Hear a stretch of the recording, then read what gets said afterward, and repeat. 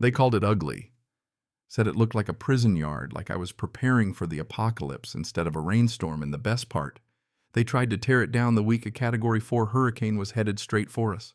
You ever have someone mock you so hard they forget you actually know what you're doing? Yeah, that was Constance Farweather. She stood in front of my house one Tuesday morning, diamond bracelet flashing in the sun, pointing at my 3-foot concrete flood wall like it had personally insulted her ancestors.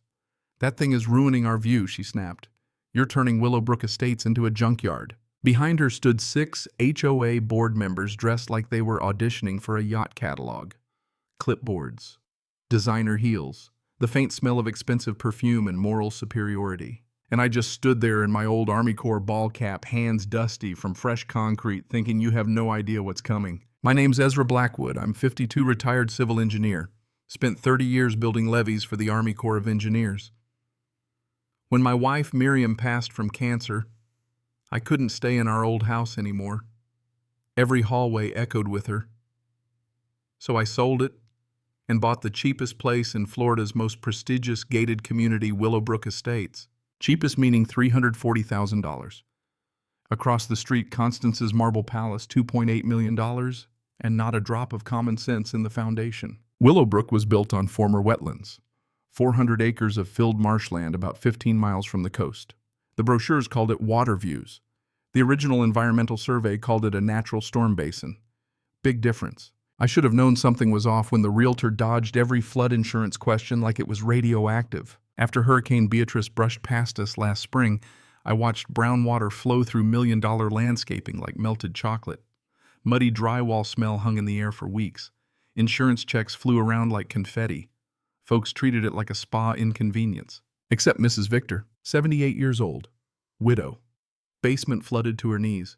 She looked at me and said quietly, "In Taiwan, we learn to read the land.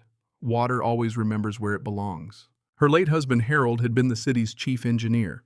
Opposed this development 20 years ago, forced into early retirement. That sentence stuck with me, so I pulled FEMA flood maps, original drainage permits, elevation surveys. And what I found made my stomach tighten. 3 required retention ponds were never built. Money allocated, bonds posted, ponds vanished, homes went up instead. So I did what engineers do. I applied for a permit to build a 3-foot reinforced concrete flood wall with proper drainage channels directing runoff to municipal storm drains. The HOA called an emergency meeting like I declared war. Constance arrived in a white Tesla heels clicking across marble floors.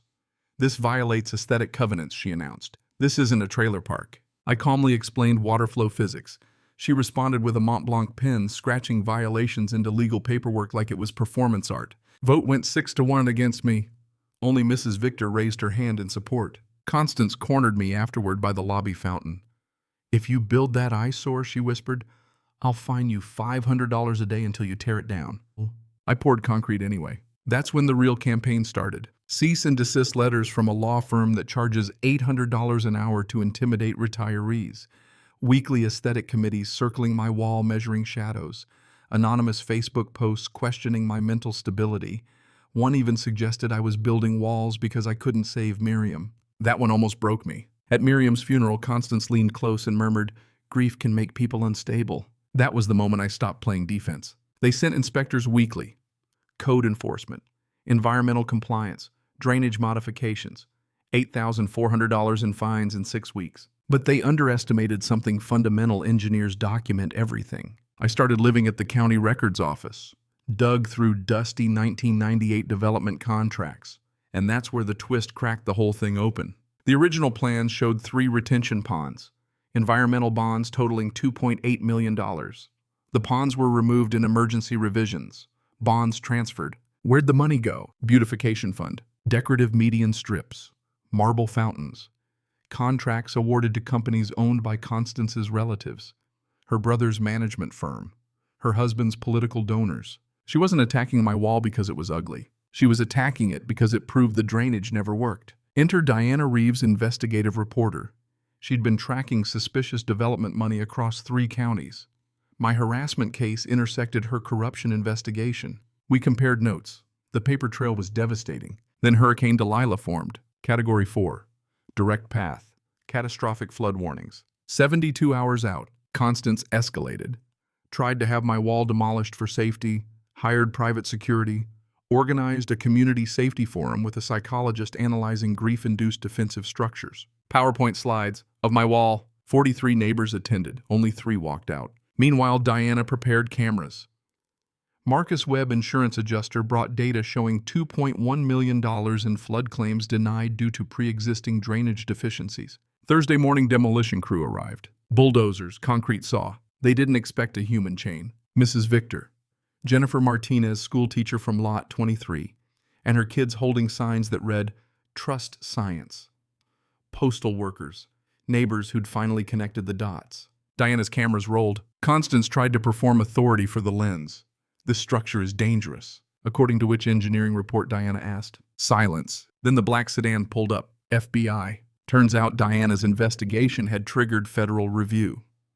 Agent Morrison introduced himself while Hurricane Delilah churned 24 hours offshore. They secured HOA financial records before the storm could conveniently destroy evidence. At 2 a.m., Delilah made landfall. Winds at 140 miles per hour. Storm surge 11 feet. I watched from my living room as physics conducted the audit. Water hit my wall and split cleanly toward storm drains. Mrs. Victor's basement dry. 23 neighbors sheltered in her kitchen now are mission control. Emergency radios crackling. FEMA projections taped to cabinets. Across the street, Constance's $2.8 million mansion sat in 6 feet of water. Teslas floating like expensive bath toys. Marble fountain glowing underwater like a tragic aquarium exhibit. She'd hosted a champagne storm party the night before. By 3 a.m., she was screaming from her balcony for Coast Guard rescue. The Coast Guard replied calmly, "Ma'am, we evacuate based on medical necessity, not property values." Diana broadcast live. The only structure surviving Hurricane Delilah's record surge is the flood wall, HOA. President Constance Fairweather spent 8 months trying to demolish. At dawn, the damage was clear. Every mansion flooded. Except mine. Saturday emergency meeting in the half-flooded clubhouse. 400 people, media, federal agents. Agent Morrison announced $2.8 million in environmental bond embezzlement. 8 years. Funds meant for flood mitigation. I walked to the podium with Harold Victor's original plans. What happened wasn't just a natural disaster, I said. It was engineered negligence. I explained the missing retention ponds, the stolen bonds, the harassment campaign to silence the only visible flood protection. Then I said it the line that went national. Mrs. Fairweather claimed my wall would turn Willowbrook into a trailer park. Hurricane Delilah proved her embezzlement already had. The room erupted. Constance tried to speak. Someone shouted, "My house is ruined!" Another yelled, "Where's our reserve fund?" Agent Morrison stepped forward. "Mrs. Fairweather, you're under arrest for wire fraud, mail fraud, conspiracy, and environmental violations." The handcuffs clicked like the cleanest sound I've ever heard. 6 months later, Willowbrook is unrecognizable. 3 retention ponds finally built, funded by recovered money and federal relief. Constance serving 7 years. Her marble mansion seized, converted into housing for hurricane survivors. Poetic and practical. Mrs. Victor is HOA president now. Calm, practical, engineering-minded. My wall featured in FEMA best practice manuals. But here's the part nobody talks about. The real change wasn't concrete. It was people. We stopped obsessing over aesthetics and started caring about resilience. Lawns replaced with native plants. Rain collection systems installed. Community resilience days every September. Jennifer Martinez, the teacher who stood around my wall with her kids, is now my wife. We got married in Mrs. Victor's garden. I whispered during our vows Miriam would approve. Because here's what I learned. Power loves to hide behind paperwork and popularity. But water doesn't care about wealth. Hurricanes don't recognize HOA bylaws, and physics doesn't negotiate. The moral isn't build walls. It's this: competence matters. Documentation matters. Quiet preparation beats loud entitlement every time. Constance thought authority meant control. She forgot authority without integrity is just a temporary illusion. And sometimes the quiet guy reading flood maps in his kitchen is the only one actually paying attention. So let me ask you something. If I hadn't built that wall, if I'd given in to fines and ridicule, how many more homes would have been lost? Where's the line between standing your ground and being that difficult neighbor? Was I stubborn or just prepared? I want to hear from you. Have you ever dealt with someone who thought they were untouchable? An HOA, a boss, a local official who mistook money for wisdom? Drop your story below. Tell me, when does preparation become rebellion? When does silence become complicity? And if this hit home, share it with someone who's fighting their own constants right now. Because sometimes the quiet ones win, and sometimes concrete talks louder than diamonds. Cảm ơn các bạn đã xem video.